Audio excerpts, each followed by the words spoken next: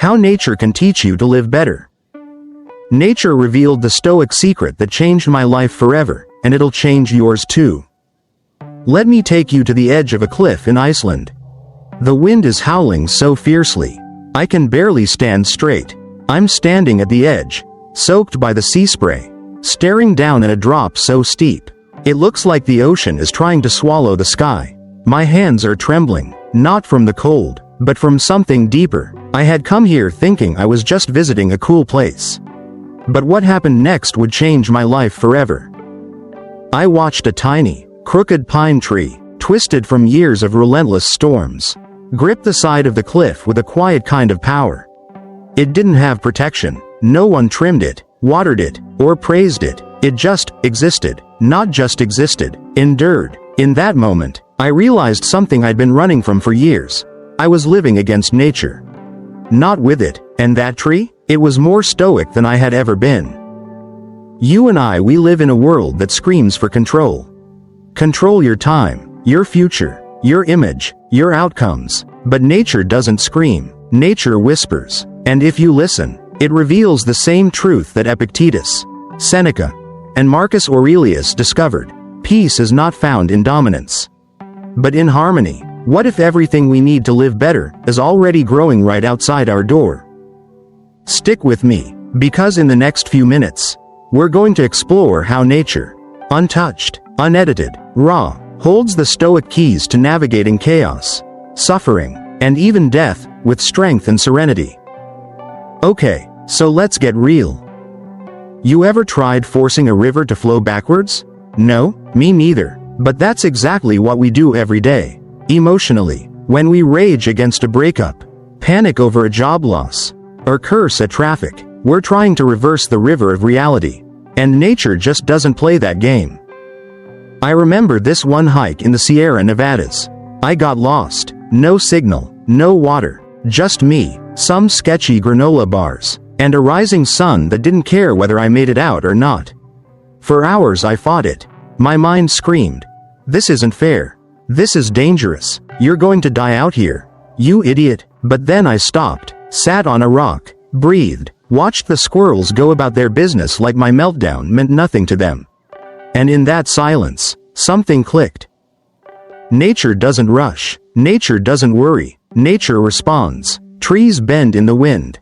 They don't break from pride. Rivers carve through rock with persistence, not power. Fire consumes what's dead and makes space for new life. And it hit me. Stoicism isn't about resisting the chaos. It's about respecting the flow and finding your strength within it. That's what nature does. It adapts. It transforms. It embraces change, not as failure, but as the very mechanism of growth. But let me drop a curveball on you. If you've ever seen a forest after a wildfire, you know what I mean. Blackened trees, ash instead of grass. The air still chokes with the scent of smoke. It looks like death, but give it time. Wait just a little. You'll see the green return. Slow, quiet, almost shy. Shoots of life growing from what was destroyed. I remember walking through one of these burn zones with a biologist. She said, "This isn't destruction, it's cleansing. Some seeds won't even sprout unless they're burned first." My jaw dropped. I thought, what if that's true of us too? What if the pain you're feeling right now is preparing you for growth that's only possible through fire? You see, we try to build our lives like skyscrapers. Controlled, predictable, glassy. But nature builds differently. It's wild, messy, and because of that, it's resilient. The Stoics knew this. Marcus Aurelius wrote, "What stands in the way becomes the way." Nature doesn't just agree, it lives it.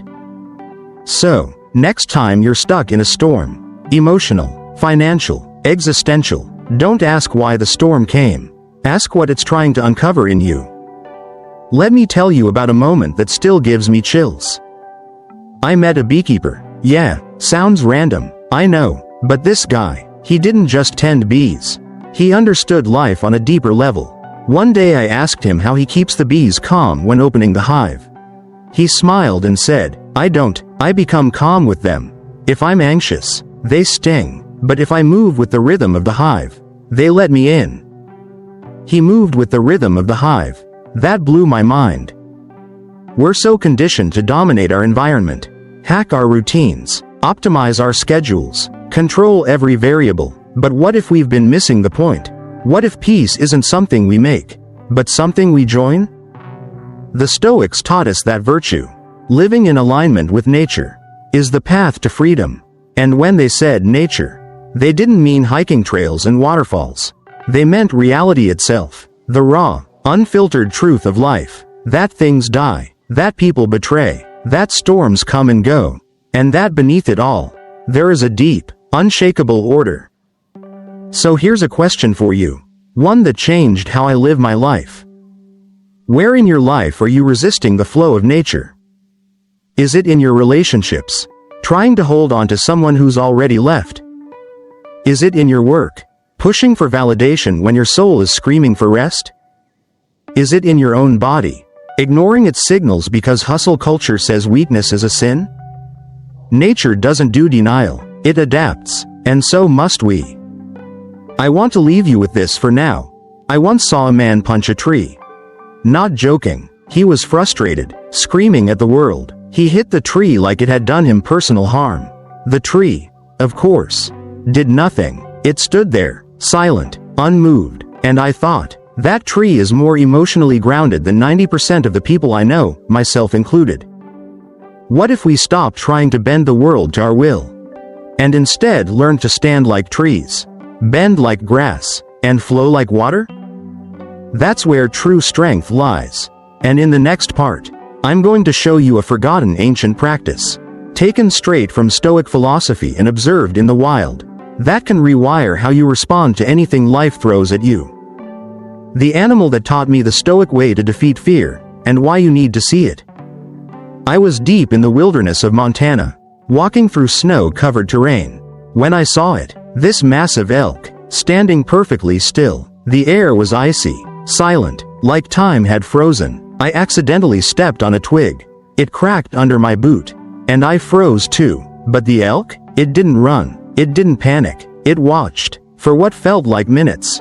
It just stared, fully aware, fully present, then calmly turned and walked into the forest, disappearing like a shadow. That moment haunted me for weeks, because I realized, if that had been me, I would have run. You see, that elk wasn't fearless. It felt fear, but it didn't obey it. It respected it. That's stoicism in action, not the absence of fear, but mastery over how you respond to it. Most of us, we let fear make our decisions. We ghost the people we care about. We don't apply for the job. We lie. We overthink. We distract ourselves, because we don't know how to sit with fear and watch it without running. But nature has mastered this. The elk knew something most humans forget. Panic is what gets you killed. Stillness is what keeps you alive. And here's where it gets wild. Seneca once said, "We suffer more often in imagination than in reality." And nature proves this every day. Have you ever watched a bird hit a window? It crashes, drops to the ground, stuns itself, and within seconds, it shakes its feathers and flies off like nothing happened. No dwelling, no trauma narrative, no Twitter thread, just shake and go. Meanwhile, we get one rejection, one bad review, one breakup, and we spiral. We let the wound become our identity. So let me ask you something personal. What imaginary suffering are you clinging to right now? Be honest. What story are you telling yourself that's keeping you grounded when you were made to fly? Maybe it's, "I'm not enough," or, "They'll never love me," or, "If I fail, I'll be nothing." Those stories? They're not real. They're windows. And yes, sometimes we hit them, but we don't have to stay down. Nature doesn't do drama. It does healing. It moves on. I once spent 3 days shadowing a falconer. He trained birds of prey, hawks, falcons, owls, and I watched as one hawk sat perched on his glove, scanning the field. He told me, "Watch its eyes. It doesn't blink often. It watches everything. That's how it survives. Awareness is its weapon." And I thought, man, that's a stoic bird. Awareness as a weapon. We go through life half asleep, reacting, defending, avoiding. But what if awareness, deep, grounded, full scope awareness, could be our way out of emotional chaos? Epictetus said, "It's not things that disturb us, but our judgment about things." In other words, it's not the breakup, it's what you think it means. It's not the failure, it's the meaning you assign to it. That hawk didn't need a therapist or a 5-step coping strategy. It just watched, calm, focused, present. Let's flip the lens for a second. Have you ever seen a caterpillar dissolve inside a cocoon? It doesn't grow wings, it liquefies. It becomes unrecognizable goo, a soup of its former self. From that destruction comes something new, beautiful, free, but that in between, it's brutal. I remember being in that stage of life. Liquid, nothing made sense. I had no identity, no direction. Everything I thought I was had melted away. But I kept waking up, kept walking, kept trusting, just like nature does. Because here's the hard truth. Transformation feels like death. But it's not. It's nature's most sacred rhythm. The Stoics knew this. They called it the discipline of ascent. The ability to say, yes, to reality even when it hurts. Especially when it hurts. I once asked a Buddhist monk, "How do you handle loss?" And he replied, "Everything that comes is already on its way out." That's not despair. That's clarity. That's nature. Look, I know it's easy to hear this and nod. It sounds deep. It feels poetic. But applying this when life gut punches you? That's the test. That's where Stoicism becomes more than theory. It becomes survival. One winter, I found a frozen frog. Dead, I thought. But a scientist with me said, "Not dead, just suspended. It can survive this. Its heart stops. But when the thaw comes, it'll live again." And that's when I lost it. I was like, wait, you're telling me this frog can freeze, die, and come back to life? Yes, because it's designed to endure the extremes. And I thought, what if you were too? What if this season you're in, the loneliness, the fear, the confusion, is just a freeze, not a death? You're not broken, you're just suspended, waiting, and the thaw will come. I want to get raw with you for a minute. There was a point in my life when I lost everything. My money, my reputation, my sense of self. I isolated, stopped talking to friends. Every day felt like emotional frostbite. And then, on a walk through a desolate field, I saw a fox. It had lost a leg, clearly limping, but it didn't stop. It moved, awkward, slow, broken, but forward. And I broke down. That fox didn't wait to be fixed. It adapted. It moved with its pain, not after it. That's what Stoicism is. Not stoic faces and emotionless platitudes, but movement through suffering, quiet, brave, relentless movement. Nature won't rescue you, but it will show you how to rescue yourself. Marcus Aurelius wrote, "You have power over your mind, not outside events. Realize this, and you will find strength." You know what nature teaches better than any self-help book? That nothing is permanent. And that's terrifying. But it's also the most liberating truth you'll ever accept. Because if nothing is permanent, then neither is your shame. Neither is your failure. Neither is the fear that's been haunting you at 2 a.m. Nature teaches us impermanence not as loss, but as a gift. It keeps things moving. It cleanses. It renews. It makes room. And now, I want to leave you with a practice. Something I do every single week. No cameras, no content, just me, a notebook, and one question. What is nature asking me to release? Try it. Go to a park, a beach, a forest. Sit with that question. Don't rush the answer. Let it rise. Because here's the ultimate Stoic truth you'll learn from the earth. You are not separate from nature. You are nature. You are not the storm. You are the sky it passes through. You are not the fire. You are the ash and the rebirth. You are not the broken branch. You are the root that grows deeper. And if nature can survive, if it can adapt, endure, renew, so can you. But we're not done yet.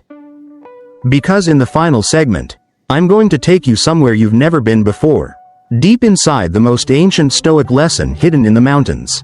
and how embracing it can unlock the kind of unshakable peace you've been searching for your entire life. The mountain whispered a Stoic secret that ended my inner chaos, and it can end yours too.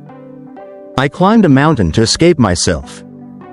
It wasn't some grand, cinematic journey. It was messy. I packed wrong. My legs burned. My thoughts screamed. I wanted answers, clarity, silence, a break from the noise. But as I ascended, hour by hour, something unexpected happened. The higher I climbed, the less I mattered. Let me explain. Every step took me further from the world I thought was so important. Emails, opinions, anxieties, shrinking into ants below. Up there, the wind didn't care about my insecurities. The sun didn't ask for my credentials. The rocks didn't check my follower count. Nature stripped me down, and not in a brutal way, in a truthful way. I reached the summit at sunset, sat on a flat stone, exhausted, trembling, and stunned. There was nothing left to perform, and in that silence, the mountain whispered, not with words, but with presence. And what it whispered was this: you are small, but you are part of something infinite. Let that be enough. That was the Stoic secret, the one I didn't find in books or quotes, but in breath, sky, and stone. I sat for hours, letting the wind erase the chaos. No music, no phone, just awareness, just being. This was not escape, it was return. Return to what the Stoics called nature with a capital N, the divine order. The reason embedded in reality, the soul of the universe itself. We weren't meant to control it. We were meant to align with it, and that alignment is where peace lives. Now I need you to really feel this. You are not the storm you're in. You are not the identity you're clinging to. You are not the past you can't forget. You are the watcher behind it all. That mountain? It wasn't trying to be anything. It didn't need affirmation. It just was. And somehow, that, just being, felt more powerful than anything I'd ever achieved. Marcus Aurelius would meditate on this daily. He'd remind himself that he was dust, a blink in time, and that truth didn't make him weak. It made him free. Because when you realize how little you control, you finally discover what you do control: your mind, your choices, your response to this very moment. I want to take you inside a real moment I've never shared before. A few years ago, my best friend called me sobbing. His father had passed suddenly. I rushed to him. I didn't have any answers. I didn't know what to say. We sat on his porch, in silence, as wind rustled the leaves. He whispered, "Why do things have to end?" And I didn't quote a philosopher. I didn't try to fix it. I just said, because even the most beautiful sunsets go dark, so that morning can come. He nodded. That was enough. And in that silence, we heard something deeper than words. What the Stoics called the logos, the wisdom that underlies everything. That nothing is wasted. That pain has purpose. That endings are beginnings in disguise. Nature teaches this better than any classroom. I saw it again in the desert. Parched land, no water, and yet, cacti thrive. Life finds a way, not by fighting the environment, but by adapting with it. We try to bloom in conditions we haven't accepted. We demand spring during winter. We shame ourselves for not thriving in seasons meant for rest. But nature honors every season. And here's the mic drop moment. What if your pain isn't a problem, but a passage? A passage into deeper presence, greater clarity, stronger roots. Seneca said, difficulties strengthen the mind, as labor does the body. Nature agrees. Trees that grow in windy places develop stronger trunks. Muscles tear before they grow. Soil must be broken to be seeded. So maybe your breaking is not your ending, but your becoming. One last story, the most important one I'll ever tell you. I visited a remote village near the Himalayas. One morning, an old shepherd invited me to walk with him. He didn't speak much English, but he smiled constantly, like he knew some inside joke about life that the rest of us missed. As we climbed, I asked, "Aren't you tired of this hard life?" He stopped, looked at the valley below, then pointed to the mountain and said something I'll never forget. Mountain no care about easy or hard. Mountain just there. I am like mountain. I am like mountain. That phrase rewired my entire being. He wasn't detached. He was rooted, not numb, grounded. He didn't need comfort. He had acceptance. He didn't seek escape. He lived in alignment. That is the Stoic ideal. Not to feel less, but to feel fully, and remain unmoved, like the mountain. And now, I turn to you. You've made it here, all the way to the end. Which means, deep down, you know there's more to this life than distraction, anxiety, and chasing things that vanish. You know there's a truth you felt in quiet moments, in waves, trees, silence. And that truth is this: you were born for this. Born for meaning, born for depth, born to rise again and again and again. But the world won't hand it to you. You must choose it. Choose stillness over noise. Choose presence over panic. Choose nature, because nature is choosing you. Let me leave you with one final thought. You don't need more answers. You need more awareness. You don't need more motivation. You need more alignment. So take a walk, watch the wind, sit with a tree, breathe with the earth, let go of what doesn't serve your soul, and remember, you are not separate from the mountain. You are the mountain. Look within. Within is the fountain of good, and it will ever bubble up if you will ever dig. Marcus Aurelius. Fade to black, long silence, one last gust of wind, and then, peace.